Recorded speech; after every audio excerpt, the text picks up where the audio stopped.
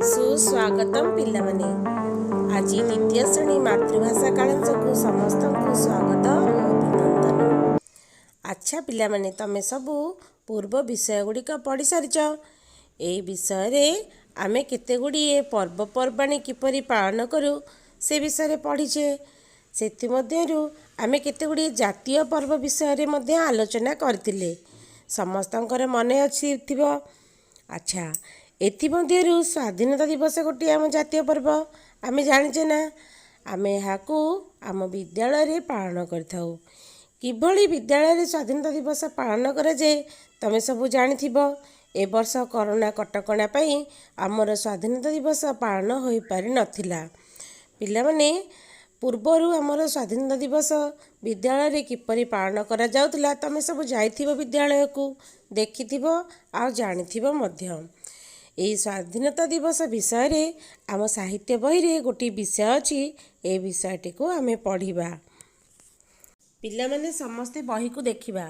ପାଠ 17 ସ୍ୱାଧୀନତା ଦିବସ। ସକାଳ ହେଲେ ଅଗଷ୍ଟ ମାସ 15 ତାରିଖ ହେବ। ପିଲାଙ୍କ ଭିତରେ ଆଗ୍ରହ ଉତ୍ସାହ ଦେଖାଯାଉଥାଏ। ଶିକ୍ଷକ କୃଷ୍ଣଚନ୍ଦ୍ରଙ୍କ ତତ୍ତ୍ୱାବଧାନରେ ପିଲାମାନେ କାମ କଲେ। ବିଦ୍ୟାଳୟର ଭିନ୍ନ ଭିନ୍ନ ସ୍ଥାନ ସଫା କଲେ। ପ୍ରଧାନ ଶିକ୍ଷକ ବିଷ୍ଣୁବାବୁ କାହାକୁ ମୁଖ୍ୟ ଅତିଥି କରିବେ ଭାବିଲେ। ବୈଷ୍ଣବ ବାବୁଙ୍କୁ ମୁଖ୍ୟ ଅତିଥି କରିବାକୁ ମନସ୍ଥ କଲେ। ପିଲାମାନେ ରଙ୍ଗୀନ କାଗଜର ପତାକା ଲଗାଇଲେ। ସବୁ ପିଲା ସକାଳ 7ଟାରେ ପହଞ୍ଚିବା ପାଇଁ ସ୍ଥିର ହେଲା। କ'ଣ ବୁଝିଲା ଆମେ? ଅଗଷ୍ଟ ମାସ 15 ତାରିଖ ଦିନ ହେବ। ତା ପୂର୍ବ ଦିନ ପିଲାମାନଙ୍କର ଭାରି ଆଗ୍ରହ ଉତ୍ସାହ ମନରେ ଥାଏ। ଆମେ କିପରି ବିଦ୍ୟାଳୟକୁ ଯିବୁ ଆଉ ସେଠାରେ ଅଗଷ୍ଟ 15 ପାଳନ କରିବୁ। ଶିକ୍ଷକ କୃଷ୍ଣଚନ୍ଦ୍ର ବାବୁ ତାଙ୍କ ତତ୍ତ୍ୱାବଧାନରେ ପିଲାମାନେ ସବୁ କାମ କରିଥାନ୍ତି।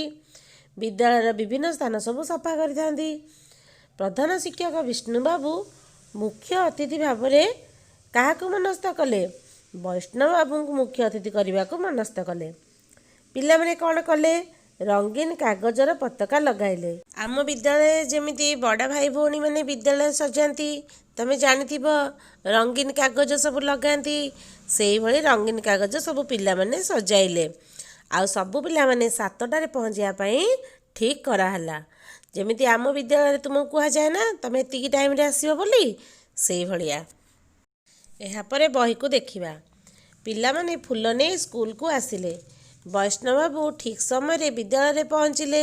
ସମସ୍ତେ ସ୍ଥିର ଭାବରେ ଛିଡ଼ା ହେଲେ। ବୈଷ୍ଣବ ବାବୁ ଜାତୀୟ ପତାକା ଉତ୍ତୋଳନ କଲେ। ପିଲାମାନେ ଜାତୀୟ ସଙ୍ଗୀତ ଗାଇଲେ। ତୁମେମାନେ ଯେପରି ଗୀତ ଗାଅ, ଆମ ଅତିଥି ଯିଏ ଆସିଥାନ୍ତି ପତାକା ଉତ୍ତୋଳନ କରନ୍ତି, ଆଉ ଆମେ ସବୁ ଜାତୀୟ ସଙ୍ଗୀତ ଗାଉ। ତମର ମନେ ଥିବ। ଆମ ଜାତୀୟ ସଙ୍ଗୀତକୁ ବୋଲିବା। ଜନଗଣ ମନ ଅଧିନାୟକ ଜୟ ହେ ଭାରତ ଭାଗ୍ୟ ବିଧାତା। पंजाब सिंध गुजरात मराठा द्राविड़ उत्कल बंग।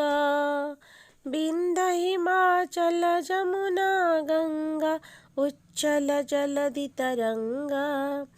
तब शुभ नामे जागे तब शुभ आशीष मागे।